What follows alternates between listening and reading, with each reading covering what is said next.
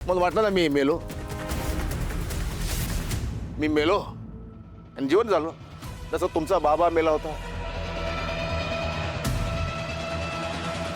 तो जिवंत झाला, मग तुम्ही त्याला देव बनवला. आता मीही मेलो होतो, जिवंत झालो मी सुद्धा. देव करणार माझा तुम्ही, देवा तू बहाल करणार मला, देव म्हणणार मला. मला काय वाटलं यांनी भविष्यवाणी केली, यांनी काहीतरी शाप दिला म्हणून मी मेलो, यांनी काहीतरी मंत्र म्हटला म्हणून मी जिवंत झालो. अहो मी मेलोच नव्हतो, जिवंत होईल कसा?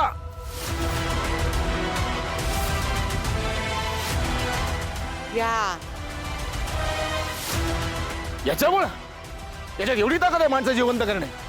योग आहे सगळा, सगळ्याचा सगळा योगायोग आहे. तुम्ही फसवले जात आहे, तुमच्या लक्षात येत नाही.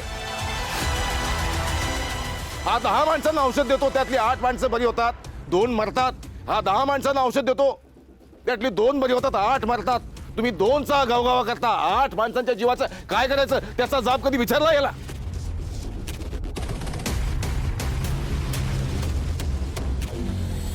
मला काय वाटतं याला भविष्य दिसतं सगळं, याला सगळं समजतं, पुढचं दिसतं याला.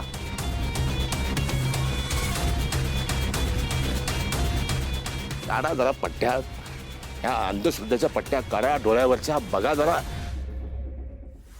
इतकी छोटी आपली श्रद्धा, इतकी हलकी आपली श्रद्धा, इतकी विखाऊ आहे आपली श्रद्धा. कोणामध्ये देव शोधताय तुम्ही?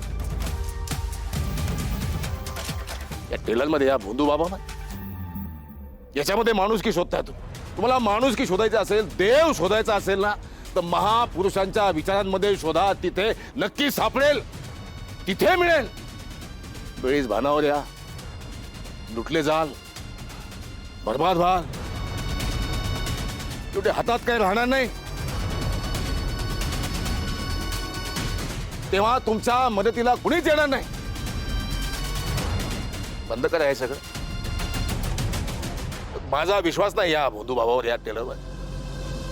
तुम्हाला ठेवायचा तुम्ही ठेवा, पण तरी सांगतो, विनंती करतो, भानावर या. हे सगळं जप्त करा, हे अन्नाची नासाडी होणार नाही असं बघा. ए जामकर, अरे तू खोटं बोलत नशील कशावरून? अरे तुला खरंच त्रास झाला, पण माझ्या लेकराचा स्पर्श झाल्यानंतर तू पुन्हा जित्ता झाला. आता गावकऱ्यांसमोर तुझी नाचक्की होईल म्हणून तू आता नाटक करतोय. मला काही कळत नाही वय रे? अरे तुला काय वाटले असं ओरडून दटावून तुझी मनमानी चालू राहील? ते काय नाही, आम्ही अजिबात मान्य करणार नाही. आमचा भंडारा होणार म्हणजे होणारच. साहेब, एक वेळ झोपलेल्याला उठवता येईल, पण झोपेचं सोंग घेतलेल्यांना उठवता येणार नाही. असं झालं या गावकऱ्यांचं. आपण किती जीव तोडून सांगितलं ना, तर ह्यांना काय पटणार नाही. हे बघा, साहेब जे सांगतात ना ते तुमच्या भल्याच आहे, म्हणून प्रत्येक गोष्टीची परवानगी घ्यायला आम्ही काय तुझे गुलाम आहे का? आणि भंडाऱ्याचा कार्यक्रम आहे ना, यो गावचा प्रश्न आहे.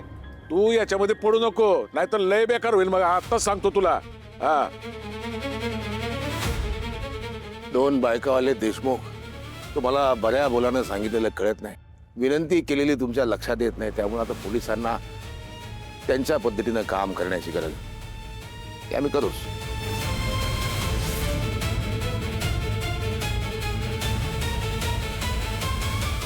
चला.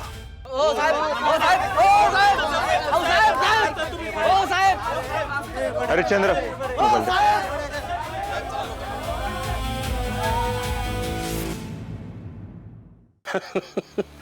मॅडम तुम्ही तर त्याला धमकीच देऊन आलात. धमकी नव्हती ती.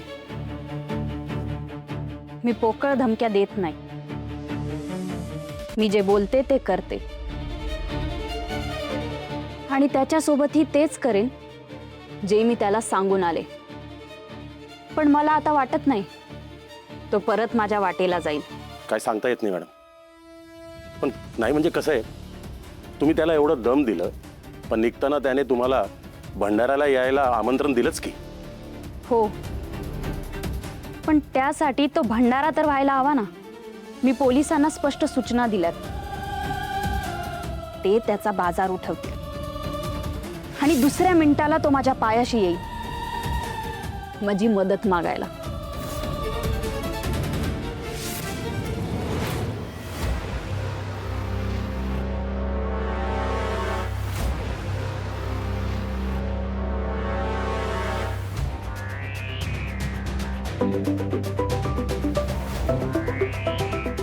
100% सत्य आहे मॅडम, तुम्ही जे म्हटलं तसंच होणार आहे. हे बघा, त्या बाईचाच फोन आलाय.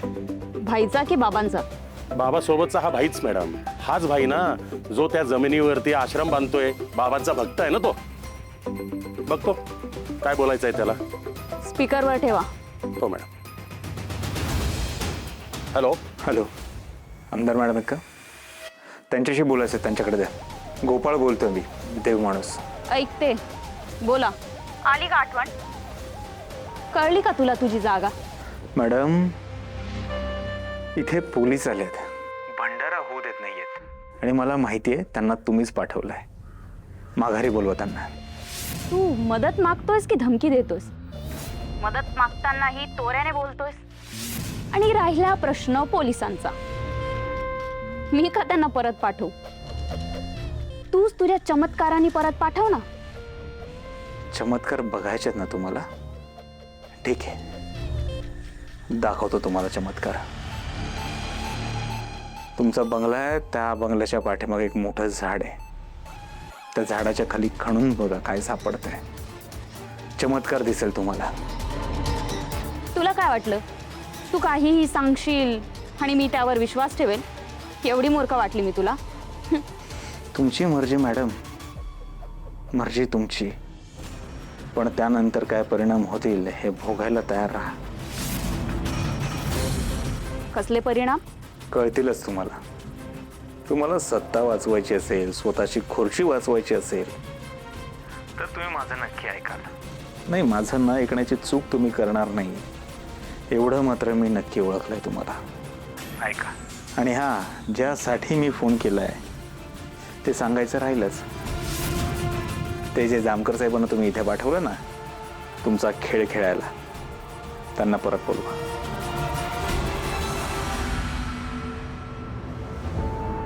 हॅलो. शेलार काका, त्या झाडाखाली नेमकं काय घडलं होतं? नाही, मला नाही माहिती, पण मला नाही वाटत की त्याला एवढं सिरियसली घ्यायला पाहिजे आपण. चला.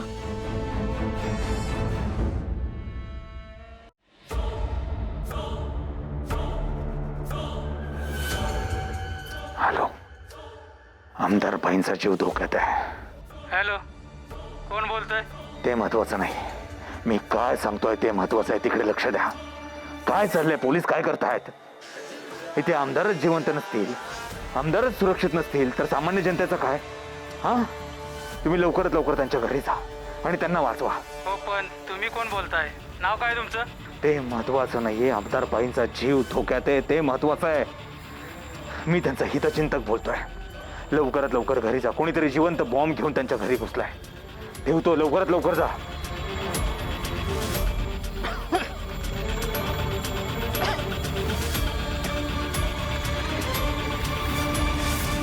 हम्म.